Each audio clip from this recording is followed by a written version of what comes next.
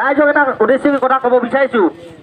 আমি গোটেই কথাখিনি চালি যাই চাব লাগিব যে এই সংগ্ৰামখন আমি দীৰ্ঘদিন ধৰি 14 দিন ধৰি কৰি আহিছোঁ আমি আৰু 14 দিন অন্ততঃ আৰু এমাহ দিন আমি কেনেকৈ কৰিব লাগিব সেই কথাখিনি আপোনালোকে অলপ গুৰুত্ব দিয়ক নাৰী সমাজ জাগিছে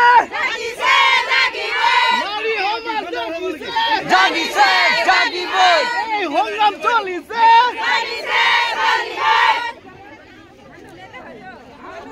জিতু দহৰীয়া আনি দিয়ক জিতু দহৰীয়া নাম কওক সেইজন আনি দিয়ক আগলৈ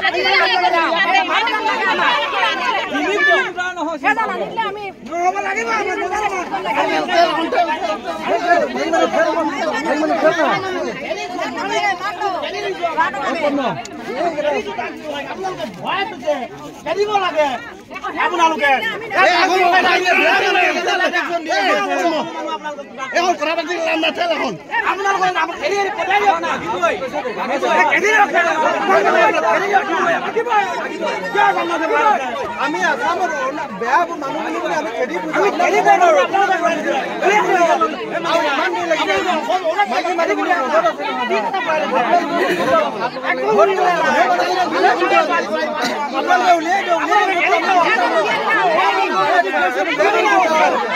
জিতু ৰহীয়া লাগে জিতু ৰহীয়া মানুহৰ কাৰণে ইমান মানুহ ৰাইজ হৈছে আপোনালোকে কেনি দিয়ক আমি কেনি দিছো আমি বেয়া খবৰ খাব আমি আপোনালোকে বঢ়াই দিছে আপোনালোকে বঢ়াই দিছে আমাৰ সেই মানুহজন লাগে ইমান নাই নেকি যে আমি সেই মানুহজন লাগে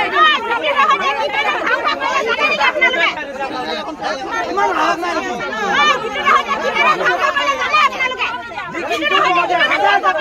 আমাৰ ওপৰত গা ওপৰত দেখা লাভ নাই ছাৰ সেই ওপৰত জিতু দহৰীয়া ওপৰত দেখাও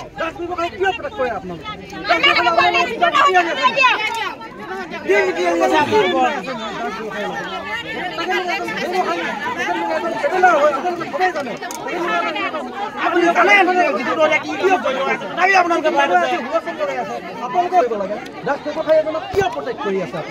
আমি আচৰিত হৈছো লগত জড়িত আছে নেকি আপোনালোকৰ শ্বেয়াৰ আছে নেকি জানুন মেচৰ লগত আপোনালোকৰ শ্বেয়াৰ আছে নেকি আছে নেকি এইটো ক'ব লাগে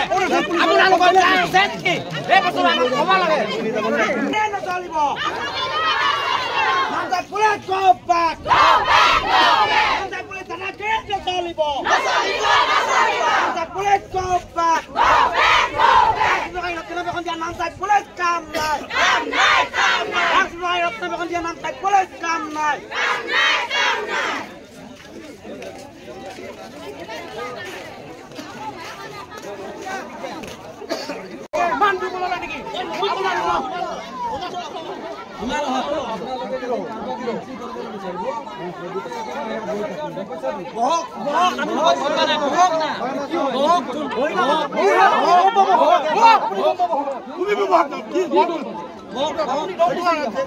তুমি